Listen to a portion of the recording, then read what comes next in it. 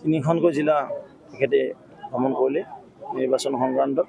প্ৰথমে জাগিৰোডত গ'ল, মৰিগাঁও জিলাত, দ্বিতীয়খন দৰং জিলাৰ পাথৰীঘাটত কৰিলে আৰু তৃতীয়খন আমাৰ কামৰূপ জিলাৰ ৰঙিয়া চেপ্টিত কৰিলে। আৰু তিনিখন সভাতে জনতা যিদৰে ওলাইছে, আইন মাতৃসকল ওলাইছে, জ্যেষ্ঠ ব্যক্তিসকল ওলাইছে আৰু মুখ্যমন্ত্ৰী মহোদয়ে কৈছে, ৰাইজে কৈছে, মুখ্যমন্ত্ৰী মহোদয়ে কোৱা নাই, ৰাইজে কৈছে যে এইবাৰ পঞ্চায়ত নিৰ্বাচন একপক্ষীয় হৈছে।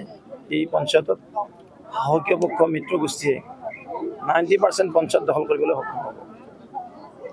জিলা পৰিষদেই হওক, আঞ্চলিক পঞ্চায়তেই হওক, গাঁও পঞ্চায়তেই হওক।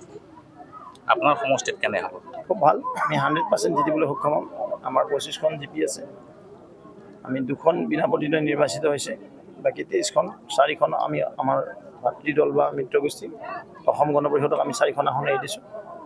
বাকীখিনি আমি একেলগে ইলেকশ্যন খেলিছোঁ। আমাৰ বিশ্বাস আমাৰ যি 23খনত হ'ব, 23খনে নিৰ্বাচিত হ'বলৈ সক্ষম হ'ব আৰু 4টাকৈ জিলা পৰিষদ আছে, 4টা জিলা পৰিষদে জিতিবলৈ সক্ষম হ'ব।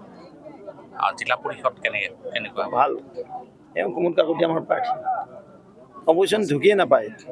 ঠিক তেনেদৰে অন্য এজন আছে ভূঞা, নিপন ভূঞা, 2জনী বাইদেউ আছে, গীতিকা দাস আৰু এজনী মনালিছা কলিতা। এই 4জনে বিপুল ভোটত নিৰ্বাচিত হ'ব। আৰু মাননীয় মুখ্যমন্ত্ৰী মহোদয়ে যোৱাকালি আহি সকলোকে আশীৰ্বাদ দি থৈ গৈছে, মৰম দি থৈ গৈছে আৰু বহুত ভাল ভাল কথাৰে তেখেতে ৰাইজক সমাহিত কৰি থৈ গৈছে।